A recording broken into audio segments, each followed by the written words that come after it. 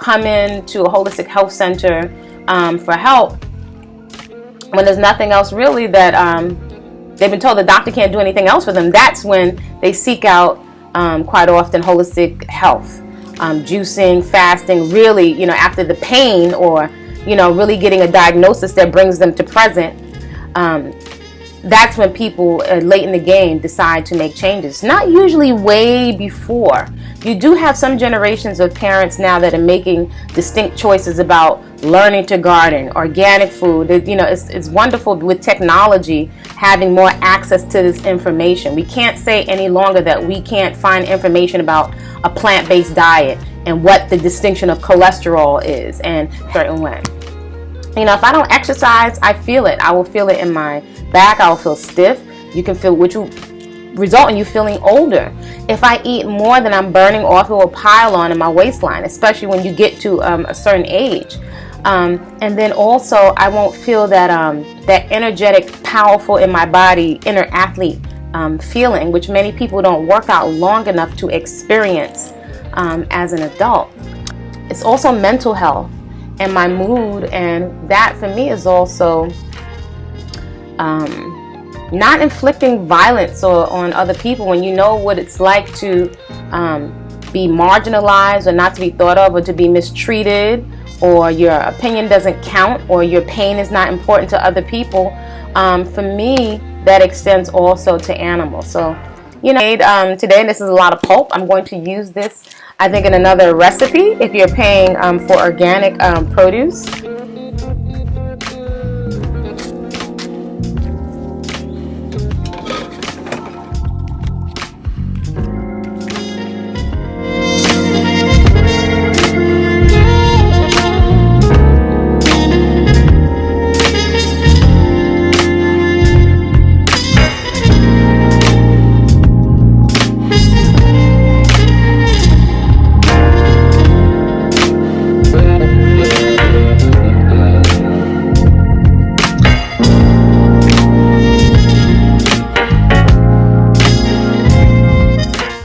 Greetings, this is Body-Culinary, and I have a nice container of some warm to hot tea. I've started drinking warm tea again after not having for many years. And I got some pulp here from some vegetable juice that I just made this early day, the clear skin vegetable juice, which is really, really simple. You can even make it with a blender and a plant milk bag if you don't have a Vitamix or something fancy. And I'm getting ready to go and to exercise. So I just want to stop in really quick because I've just been really marinating on the level up culture. You know, there's so much going on, always something going on. There's MGTOW, there's level up, you know, there are folks going natural, there are more folks embracing weaves and all the other stuff. And what I wanted to share with today, you know, at least my offering to the constructive conversation, is leveling up from the inside out.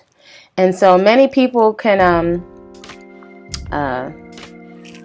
assume, especially men, that because you're a natural gal, right, or you're a natural woman, that you're cheap because there may be certain things, you know, you're not into the weaves and all that other stuff.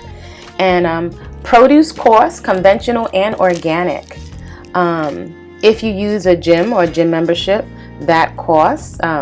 You know, really nice cleaning products. If you use organic cleaning products, those things cost. If you're a natural gal and you wear your organic shea butters and cocoa butters, those things cost. If you're like me and you enjoy from time to time dance classes and Muay Thai and having fun experiences, hint, hint, I really, really enjoy you know, being open to new things like aerial dancing and trapeze classes, and I really enjoy fun experiences. Or from time to time, you know, I may want a piece of equipment like, you know, a trampoline or something. I like fun, you know, and if I want to go out and do something, I want to go out and do something that's fun. I'm not the gal to, you know, I'm not into alcohol. That's not my thing. In particular because I like things that preserve my youth, my essence, my juice, and my beauty, my health, which to me, health, you know, equals beauty. You know, I'm more interested in investing in healthcare which is preventative and improves my quality of life more so than medical care. And so recently, I was at a small intimate gathering, and there were several men folks there, from varying cultures, plenty of chocolate men and some other brown shades, but from different cultures, and having conversations. And one of the things that I thought, was very interesting was that I was kind of gigged on and made fun of for not eating junk food. And I thought that was really interesting. I mean, we could say it was light joke, but I just observed that that we were constantly gigged on. My sister and I, we were constantly gigged on for eating healthy. And if I think about it, over the years, when I was coming up out of high school, I really gravitated towards health because I can make a distinction in the pattern between, at an early age, I couldn't articulate it, but I can make a distinction in the pattern of women using food to medicate. I couldn't articulate it as clear then as I can now, but I can make the connection between looking at the pictures of our mothers, my mother and grandmother's young and fine, and then, quite often becoming very unhealthfully overweight. I'm not referring to our natural curves in our hips. I'm referring to health, our BMI, our waistlines coming out over our hips. Those things are dangerous, and those are precursors for diabetes and high blood pressure. So I gravitated towards and found, dance, which was for me fun. I didn't think of it as exercise. And then eventually I found African dance, and I found one of the most dynamic black women that I have ever met. I've met a couple, but this one, my godmother, was fit back then, is fit now. I don't even know what her chronological age is anymore, but also not bitter, bright, dynamic, going after everything that she wanted in life, and had so much to give other people. So I was watching her juice and exercise and teach, and so superwoman in another way, because she took very good care of herself. It was just that's what you do, take care of yourself. And it was such a contrast to women in my birth family that perhaps just weren't exposed to certain things in terms of juicing and health and things. So I'm a person, when I go out into the world and I find things, I'm always excited to bring it back to my community and my mother and my my closest relatives. And I was always laughed at for eating bird food. And at this recent gathering, this one man in particular, and then some got even others in there and said they don't eat food. And I'm like, first of all, I'm a big eater. They just wouldn't stop, and then in the next breath, there's some folks there who have a business of preparing food and making food. And I'm not the food police, I'm making choices that benefit me, and I encourage others to do the same. Do things that you enjoy. But I thought it was interesting how we became the butt of the joke when the numbers and the statistics, even if you just look around wherever you want to go on the globe to see, in particular, Black chocolate women, African American, African, Caribbean women, that our numbers amongst some of the most unhealthy on the planet when it comes to obesity, diabetes, heart disease, which in my experience, my humble experience, are usually quite often are signs of depression, right? And we can be larger, but it's no secret that many of us are eating to medicate, and that we eat very mindlessly. And I know it's a journey that I've been on for many years. Although I'm not obese, I've just been very sensitive to seeing, for example, when I was coming up, I looked at pretty much almost all the women. I was a little girl. I didn't know the word obesity, but almost all of them were morbidly now obese. That even felt weird to say that, because it's like, this is family, or this is grandma. They're not fat, they're grandma. So, but in terms of, I want to make the distinction between unhealthy adipose tissue, which is just a symptom of putting things into the body that we're not metabolizing, that don't contain lots of water, fiber, or nutrition, and also taking in a lot more than we are burning off. Quite often it's in front of the screen. Now today, watching YouTube videos or Netflix, or we're just mindless. These are ways, sometimes the only way that many of us find pleasure. If we're not in relationships, or if we're in toxic relationships, or doing things that we don't enjoy for work, quite often the outlet for many people is food. I'm definitely a person that used to treat myself to lots of restaurants. However, I have prioritized for at least 30 years, if not more, eating good quality food. When I was pregnant, I made a decision many years ago that if I had 2 nickels in my pocket, that I'm going to make sure that my child eats healthy. When I was coming up, it was like I looked at children who were able to bring their own lunch as privilege, as opposed to those folks that ate, the free lunch program in public school. In the summertime, people were happy to get little sandwiches and luncheon meats and free frozen orange juice. It was highly processed. But, for many people that not all of them necessarily poor, some people were just trying to make ends meet. If there was single parent homes, or even working families that didn't have a lot of income. There's so many different reasons that people would attend those programs. Not everybody was like, was like, I don't know. People attended them out of need. Some people had food upstairs, they just needed to eat more. So people will usually use the resources, especially children, the resources that are available to them. But all of this to say, I thought it was interesting, also because you can hear in some male circles the complaints that, women, and I can speak definitely as a black woman, that we don't take care of ourselves. And I had to really sit back and like, wow. So 2 women that actually prioritize fitness and health, like really not, I'm not doing any competitions or anymore, I'm sure I don't exercise a fraction or only a fraction of what I used to. But I thought it was interesting how we were made the brunt of the joke. And I didn't take it personally. I'm always just very curious. I like to marinate on the why somebody's doing something, because it had nothing to do with me. And then also when people were like bragging, then the other part of the conversation, this can be men and women, but these men were bragging about eating cheesecake and Snickers and all those things. And I get the food as joy. But I'm thinking, when I'm aware of working in the holistic health field and personal training and fitness and nutrition for many, many years, and being on the side of seeing the complaints of people that come in to a holistic health center for help, when there's nothing else really that they've been told the doctor can't do anything else for them, that's when they seek out quite often holistic health, juicing, fasting, really, after the pain, or really getting a diagnosis that brings them to present. That's when people late in the game decide to make changes. Not usually way before. You do have some generations of parents now that are making distinct choices about learning to garden, organic food. It's wonderful with technology having more access to this information. We can't say any longer that we can't find information about a plant-based diet and what the distinction of cholesterol is, and healthy fats, and being able to even find things inexpensively. You can find things inexpensively. I've even seen that in countries way before all of this trends.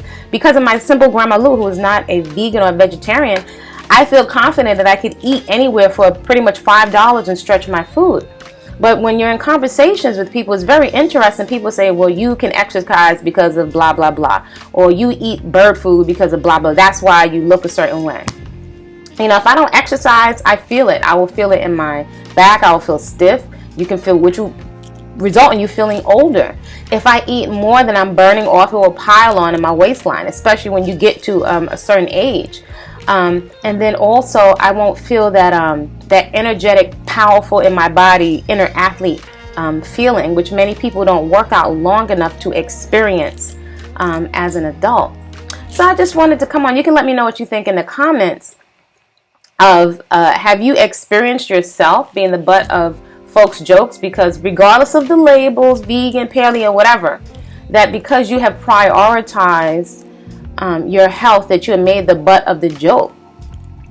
Whatever your culture specific, I'd love to hear if there are black folks out there, because I don't think sometimes we can see ourselves, and all people, there's a lot to be said for the accountability and the responsibility factor. It's not hard. I heard one woman, talking about, the government, and it was the doctor's fault. The doctor didn't tell her about certain things. Her doctor that she had been going to for years didn't tell her about mammograms and things like this. And there's some populations, we take things for granted in the States that just may not be exposed, to certain things. There's a lot of free public health and checkups and stuff in the States. And in other countries, some people don't have access to public health care like that on the same level. Not everybody, has access to it. So I just thought it was really interesting that it was such a joke to people that also they couldn't picture me really enjoying my food.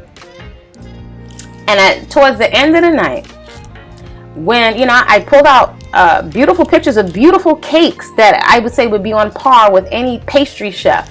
And when they learned, not until they learned of my education and my formal training as a chef, or some paperwork from the system or formal education, or that I had external to one of the top restaurants in New York, was I given any kind of credence or respect. So I just think it's interesting, not bitter, but I just think it's very interesting, there's an old saying, unfortunately, in our community, it's impolitically correct, but, they say the white man's ice is colder. That will take the word of something that seems more official, not just in the black community, but I could say definitely culturally, if it has certain credentials, we give it more credence, and we don't value the wisdom of the grandmothers who, a lot of grandmothers back in the day, had 2 great grandmothers and my Caribbean grandmother that were not overweight, that were vibrant, that were all in their 90s. Those that were drinking the soda and the diet soda and started to lose their traditions of eating home prepared food became obese and passed a lot of processed food habits down. And there's no way their fault, because I could think of this particular grandmother and those grandparents that started eating more processed foods lived through the Depression. So rather than make anybody wrong or bad, I think and I found it very beneficial to look for the why. What is the motivation or the thought process behind our behaviors, right? So we can stop struggling. Because when you are really, really clear, when you get clear, then nobody can make you eat anything, even if you have 2 cents in your pocket. For example, excruciating pain can make you clear. For me, the pain, even though I was eating very healthy for years, the pain of having a whole lot of blemishes and acne was very painful to me. Usually the threat of death, or sometimes, divorces for some people, make people get clear, and I'm not doing that anymore. Or the accountability to put themselves first and to make the time in their schedule, and take time away from maybe other things that are not essentials, like mindless tube watching, to put that time into exercise and put the time into preparing our food. It does not take more time to prepare vegetable dishes. It's no less than preparing roasted chicken and animal foods, not making them bad or good or bad. You have to make the decision to choose what is best for you, and that is your own personal journey. I've been on a journey for many years where, coming out of high school, I went vegetarian, vegan many years ago and wearing vegan shoes. Nobody around me was doing that. And then after some years watching one of my beautiful god sisters go into fitness competitions, I was inspired to do something different. So I was thinking like, well, I took a look at her body, and I decided to start eating fish and then poultry again. And then after being in the fitness industry and getting, some trophies and stuff like that, I just felt like intuitively I just didn't want to eat flesh anymore. That was my particular journey, but this is like 30 years. So it's interesting to see these cycles coming around again. And I think that definitely the labels can box us in. The goal for me has always been is health, as well as it's also mental health and my mood. And that for me is also not inflicting violence on other people when you know what it's like to be marginalized or not to be thought of or to be mistreated, or your opinion doesn't count or your pain is not important to other people. For me, that extends also to animals. So, I think it could be perhaps beneficial for folks to look at least the least harm possible, because it's a mentality. If a lot of harm is being inflicted on us, you would think that would make us more sensitive to violence inflicted on other people, as well as on other creatures that can cry and have feelings. That's a whole nother story. But So this juice was made today, and this is a lot of pulp. I'm going to use this, I think, in another recipe if you're paying for organic produce. This stuff weighs, so you can find other things to do with it. And, hydrating and nourishing yourself from the inside out. This is not pills. This is a lot less expensive. Look at all this fiber that's in there, and this was not a big old fruit juice. So I could go on and on and on because my favorite topic is, movement and all things food and the garden. And I'm always learning, and I love learning. But definitely the conversation, or what I'd like to contribute, is leveling up internally, so people can choose, what to do with their hair and stuff. I'm just not there. I will say there was a time years ago when I decided to go natural again, and I felt so free, that I just really wanted to share that I felt so beautiful many years ago, and I still do with my natural hair. I wanted to share that with folks.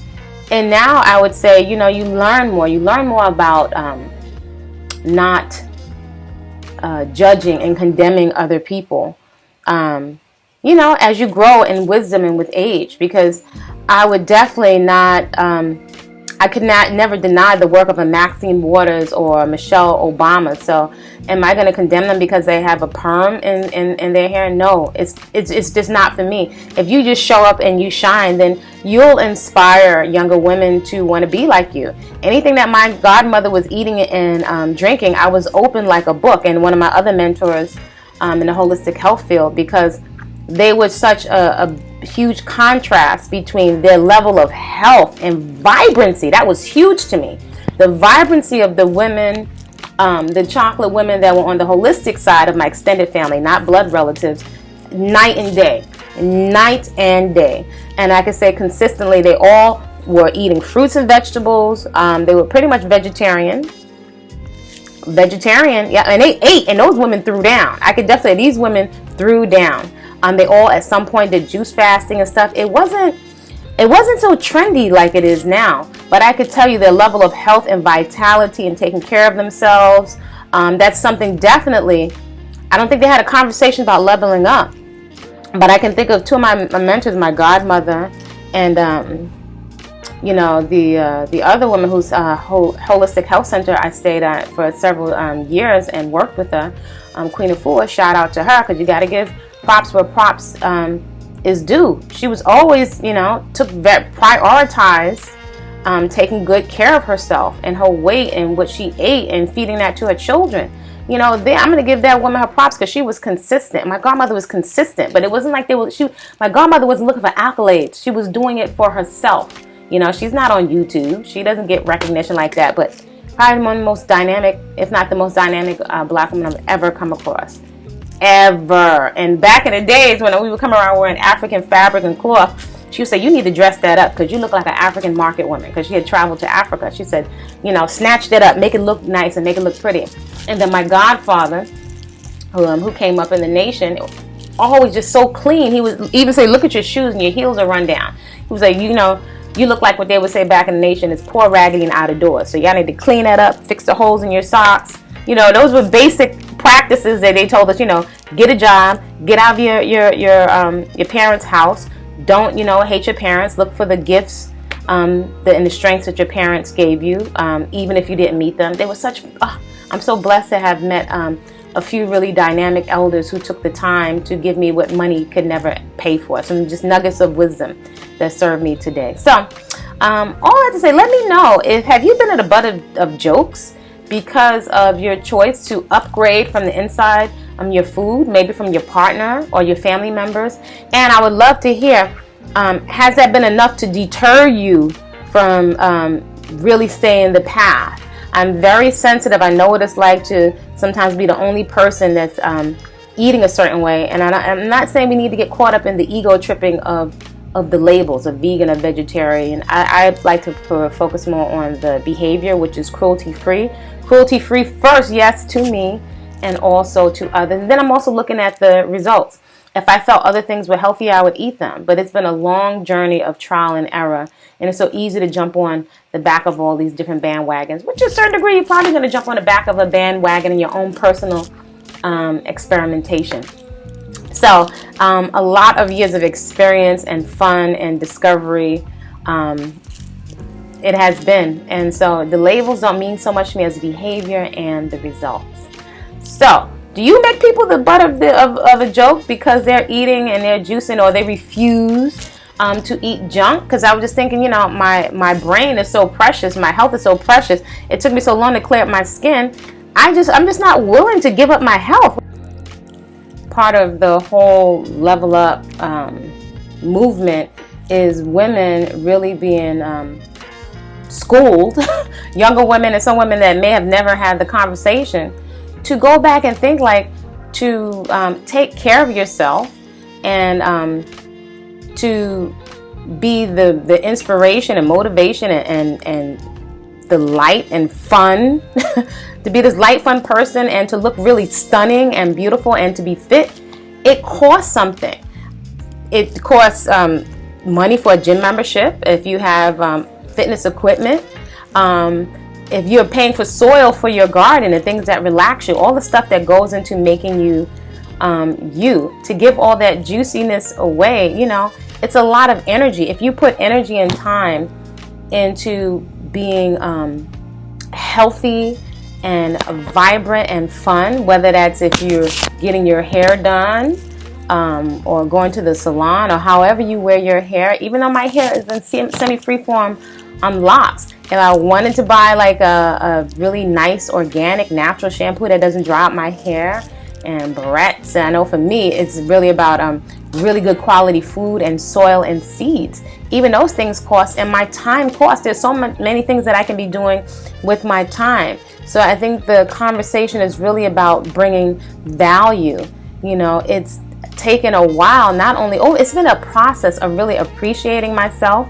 I know that I'm valuable. Clients know that I'm valuable, but learning my value also in the relationships. I think due to religion and society, we're taught, especially as Black women, to be martyrs and take great pride in being a martyr and sacrifice our health and a healthy weight and our mood and stuff to replenish everybody else, the people that we work for, our children, our mates.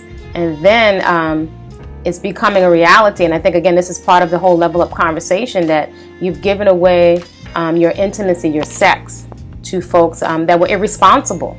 And then maybe in your ignorance, you were irresponsible and put yourself at risk for diseases, stress, usually women and young people, but definitely young women. Once we start engaging sexually, to being how we bond with folks, we get totally off track in terms of our goals, and we get into parenthood, many of us, way too early or just unprepared.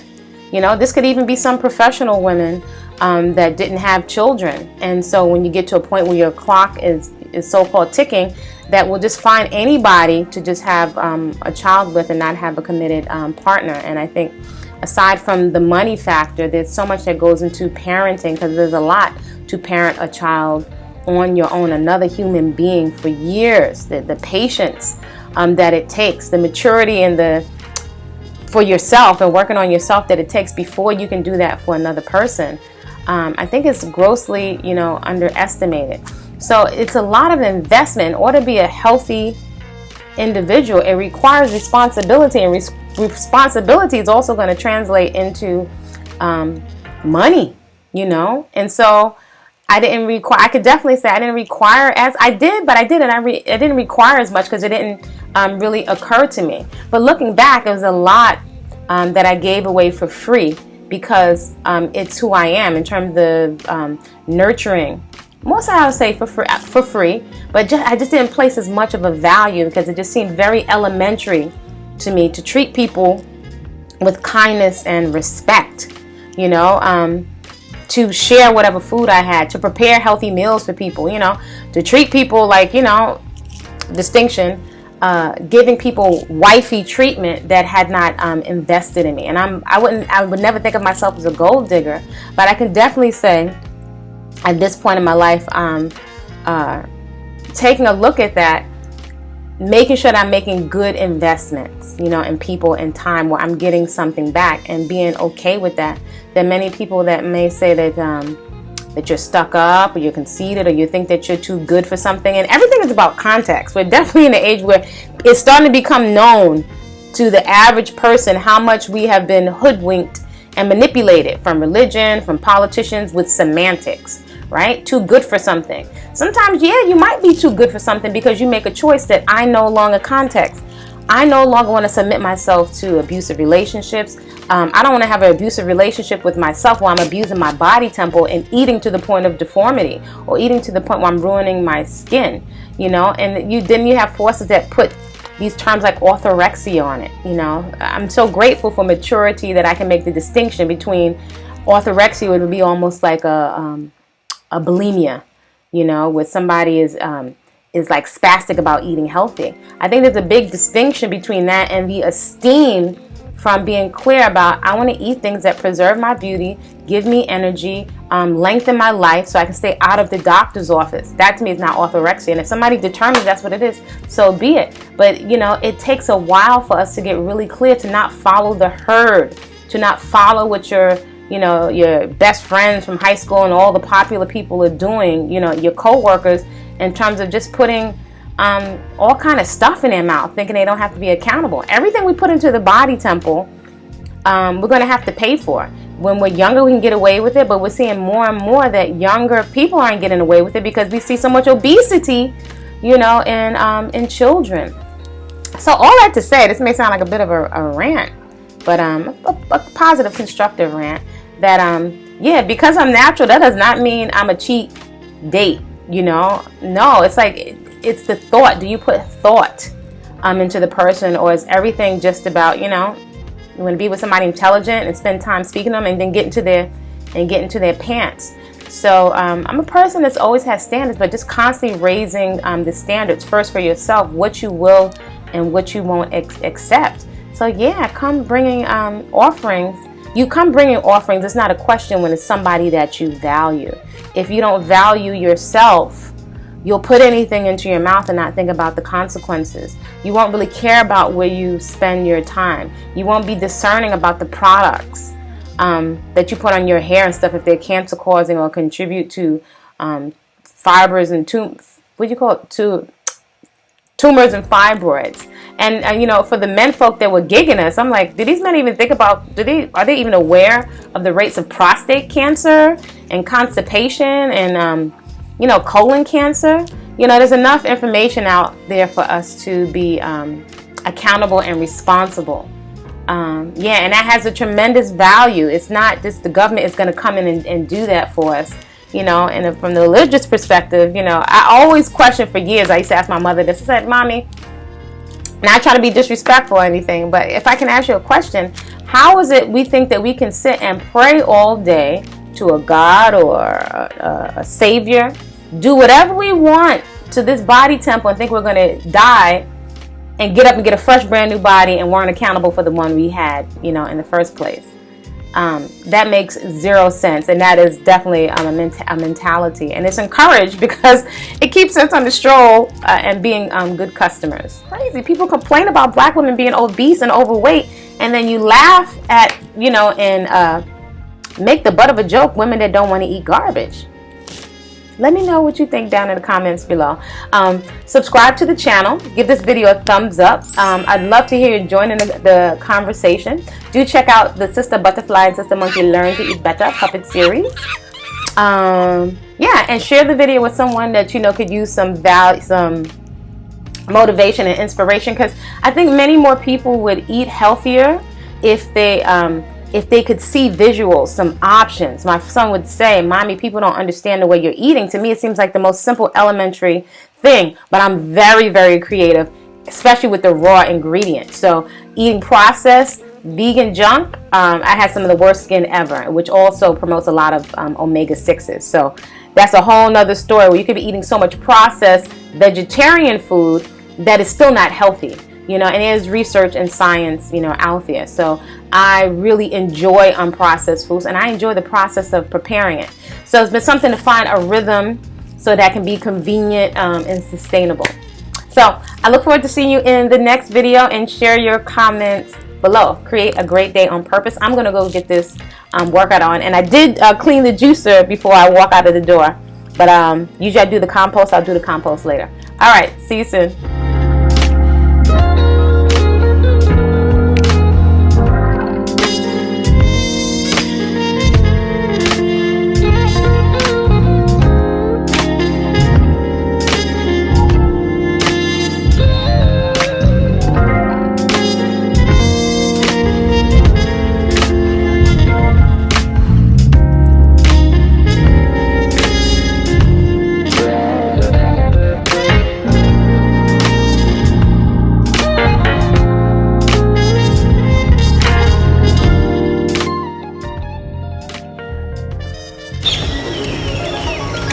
So everybody can grow something,